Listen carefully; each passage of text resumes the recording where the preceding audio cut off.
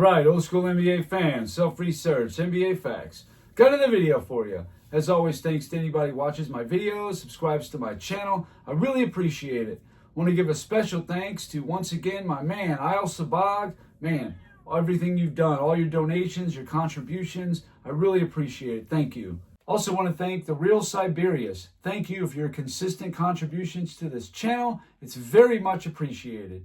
In this video here, I hear people talking about Michael Jordan's competition. Suddenly, after all these years, it turns out they really weren't tough competition. They were garbage. Wow. Could have fooled me. I watched it all with my own eyes. Every playoff game that Michael Jordan ever played. That's weird. I thought he had a pretty tough road, but apparently no. I'm wrong. Anybody else who saw it and you think his competition was tough, you're wrong. You missaw what your eyes told you. You're wrong. What you thought was tough competition, it wasn't. It was easy. It was no problem at all. Jordan never had to dig deep, have his team dig deep. Nope, you imagined it all. You're disillusioned. It's all you are. You're a disillusioned, nostalgic old head. It's what you are. Same with me. It's all we are. So what I did was I went back and looked at my new top 25. And I looked at every one of them 7-game series to see what percentage of these series went 5 or under or 6 or more. I'm only interested in the best of 7 because that's the only thing that you can translate across all eras. It does translate. Now again, I understand you have to take into consideration that the best of 7 first round from 2003 to the present is going to be a lot more for the modern players. So there is going to be a bit of a handicap there. However, there were tough first round matchups for pretty much every star. Right off the top of my head, I know Michael Jordan and the Bulls, they had to go 5 in a best of 5 against Cleveland in 1988 and 1989. So that wasn't like an automatic gimme or anything like that. But beyond that, who knows? You know, if it was a 3-1, you won the series, who's to say that the other team wouldn't have won game 5 and forced the 6th game? We're never going to know. That's why I just excluded all series that were less than best of 7. It's just the only way to do it. But what I found was still pretty interesting, I thought. So the narrative that's out there is, if a series doesn't go very far, then it must not have been tough competition. I think that's a ridiculous one. Right off the top, the 2001 Lakers, when they beat the San Antonio Spurs 4-0, does that mean the Spurs were not good competition? They were weak? Or the 96 Orlando Magic, they were weak competition, a 60-win team, really, with 2 All-NBA players on it. They were weak competition because the Bulls swept them. It's ridiculous. But even with this stupid narrative, I'm going to play along. And you see, Elgin Baylor, 20 best of 7 series. He won 11, lost 9. 7 of them he won in 4 or 5 games. 4 of them he won in 6 or 7 games. 36.36%. So it looks like the ones that he won wasn't really that bad, right? Okay, but we all know he was playing Boston in a bunch of series. Played the Knicks in 1970 finals. Definitely a tough competition. The St. Louis Hawks in the early 60s, yeah, they definitely had some tough competition, the Lakers did. Giannis Antetokounmpo, he's played 16 playoff series. He's won 8, lost 8. 5 of them he won in 4 or 5 games. 3 of them he won in 6 or 7 games. The thing is about a guy like Giannis is he didn't win a bunch of championships yet. So for him, it doesn't really give you a complete story because he lost as much as he won. He's already lost more series than Michael Jordan did already. And that's fine. We're not comparing him to that. But 37.5% of his series went 6 or 7. He wrapped up more before 6 games than went 6 or 7. Nikola Jokic, he also has played 16 series, 10-6. 4 of them went 4 or 5 games. 6 of them went 6 or 7. So on the surface, it looks like he had tough competition, which he pretty much did other than the 23 championship run. That seemed like a piece of cake. 60% of the time, it went 6 or 7 games in the series that he won. Kevin Durant, 32 series. He won 22, lost 10. 13 series in 5 or less, 9 in 6 or 7. And a lot of those 4-5s is when he was on Golden State. But only 40.9%. That actually looks low, I think. David Robinson, in his 16 7-game series, he won 9, lost 7. 4 of them was in 4 or 5 games. 5 of them were 6 or 7 games. So it looked like his competition gave him pretty good fight. 55.55%. Okay? Bob Pettit, his 10 best-of-7 series, he won 4 and lost 6. 1 of them went 4 or 5 games. 3 of them, however, went 6 or 7 games. So that's 75%. That's a high number right there. That's because Bob Pettit was playing Boston and the Minneapolis Lakers his whole career, essentially. Kevin Garnett, in his 20 7-game series, he won 13, lost 7. 3 of them was 4 or 5 game series. 10 of them went 6 or 7. So he got pushed a lot, challenged a lot. He won series that were a challenge. 76.9%, which is really good. Now, he lost a bunch of first-round matchups, but usually because he was outmatched. I don't really hold it against people that much. If they get beat in the first round and they're the 7 or the 8 seed, not at all. I get it. Now, the modern NBA, you can't really go by seeding anymore. It's really ridiculous. You can't even trust who the best teams are anymore. Karl Malone, in his 20 best-of-7 playoff series, he went 10-10. 5 of them went 4 or 5 games. 5 of them went 6 or 7 games. So it seems like the series that he won, some were easy, some not so easy. Okay. George Mikan, he only played 5 best-of-7 series. He won all 5 of them. 1 of them was in 4 or 5 games, but 4 was in 6 or 7. So he had some pretty tough competition, even in the series that he won. That's another narrative that's out there, is if these other guys like George Mikan, Bill Russell, just swept everybody, won 65, 70 games every year. That's just not what happened. Only after was it determined that all these players were Hall of Famers and they were this and that because they won the championships. While it was going on, they were good players, sure. But if they would have lost, half these guys would not be in the Hall of Fame. That's why I push back on people all the time about, oh yeah, Russell's team was stacked. Mikan's team was stacked. Like, yeah, now because they won. Oscar Robertson, 11 best-of-7 series. He won 6, lost 5. 6 of them was in 4 or 5 games. None in 6 or 7. 0%, meaning they blasted everybody, and that would have been always when he was on the Bucks, because his Cincinnati success was not as good.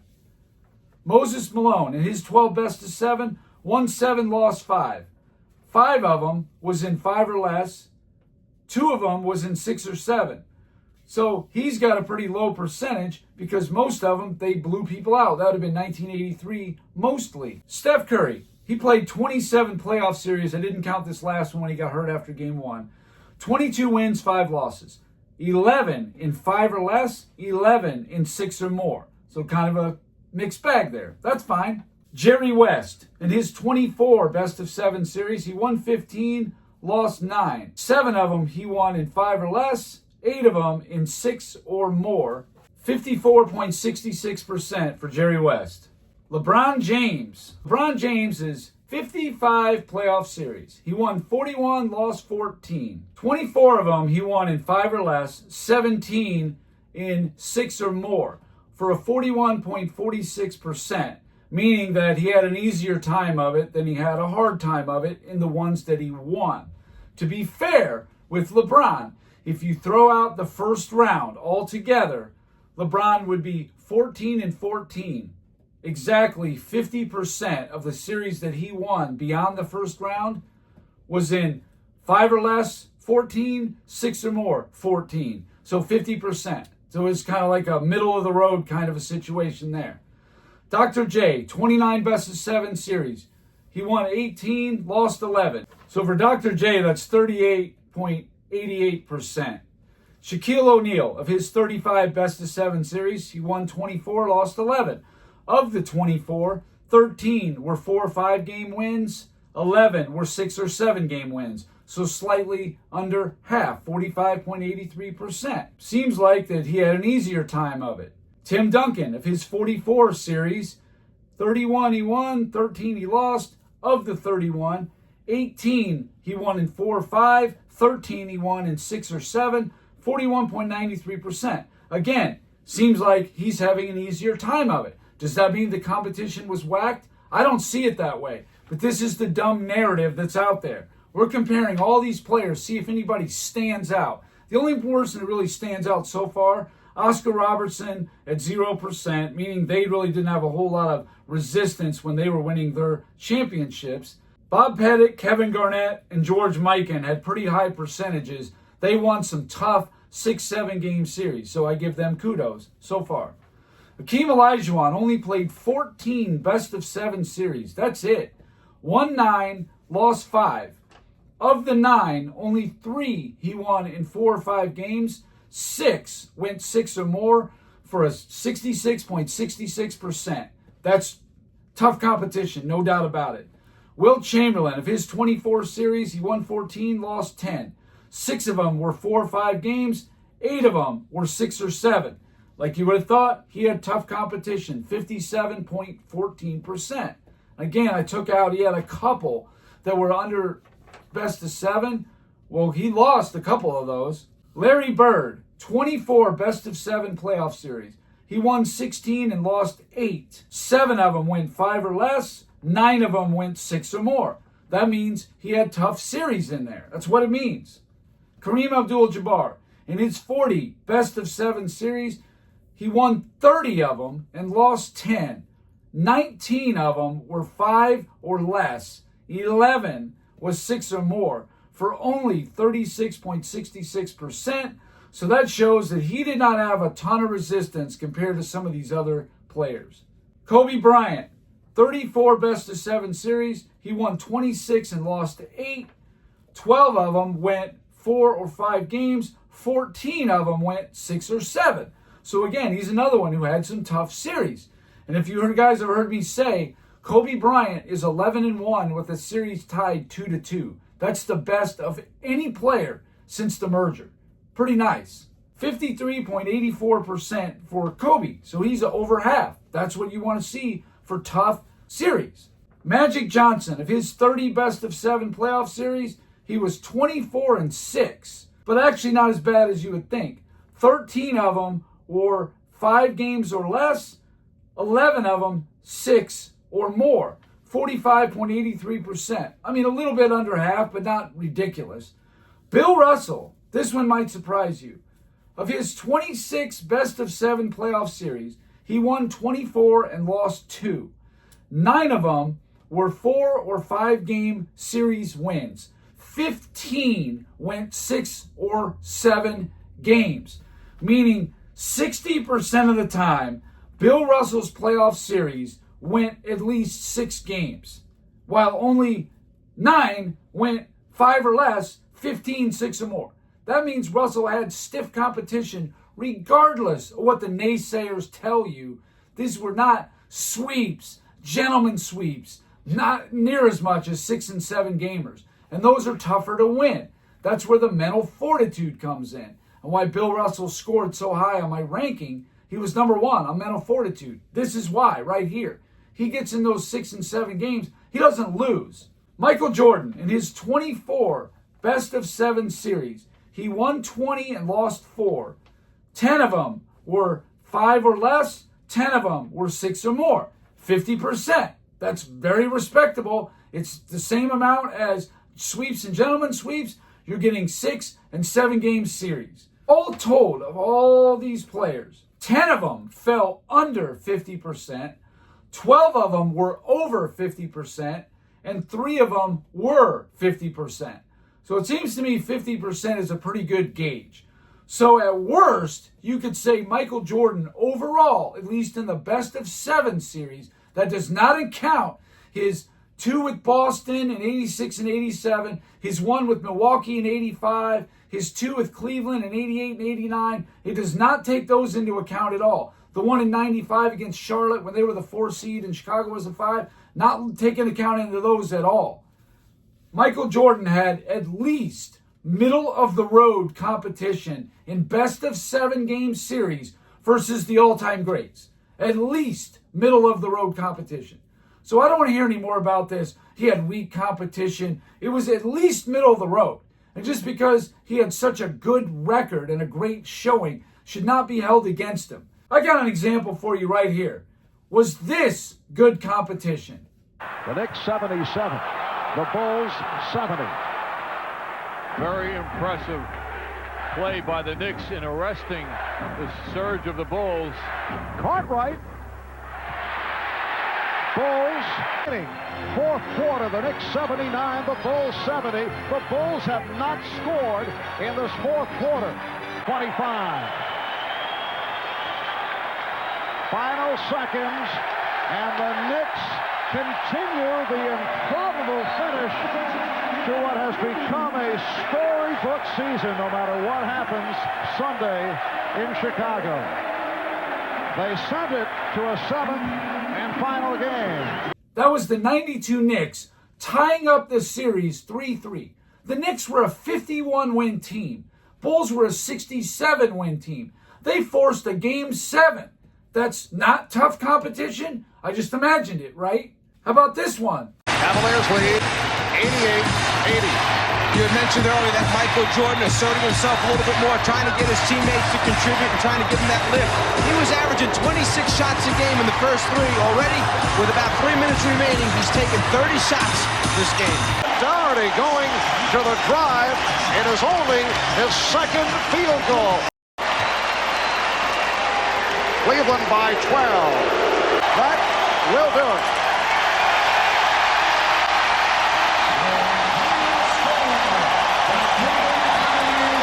The Cavaliers over the Bulls, 99-85. The high point man, Michael Jordan with 35, but not much else from Chicago.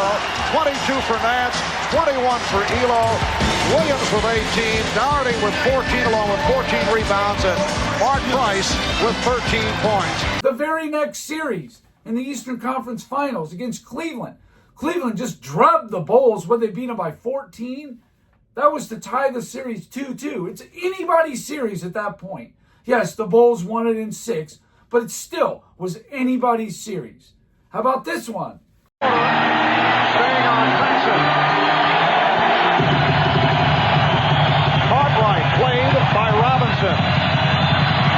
Pippen with the double team. It was deflected by Pippen. And they just run it down.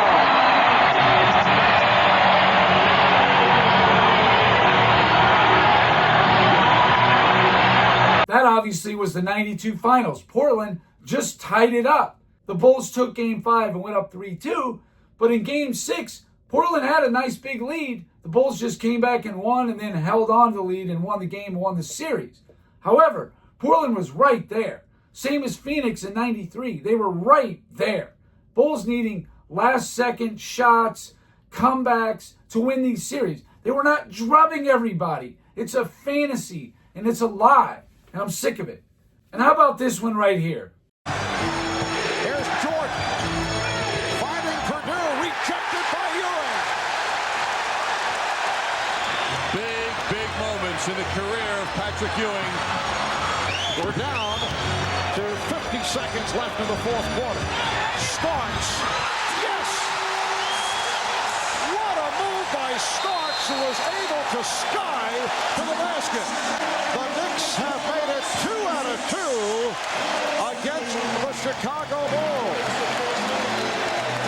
A 96-91 victory. The Bulls were down 0-2. 0-2. How can you be down 0-2, but it'd be weak competition? Just makes no sense. Most of you guys who say this stuff, you don't make sense. You're just grasping at straws to say anything to pull Jordan down. Because his resume, his credentials are so high, you have no choice but to try to pull it down. Because LeBron or anybody else has not reached that height. Sorry, it is what it is. You're just going to have to live with it. Anyway, that's all I got for this video. Thank you guys for watching. If you liked it, please hit the like button. If you wouldn't mind sharing it, that would be great. If you haven't subscribed already, please do. I give daily content. And that's it. Until next time.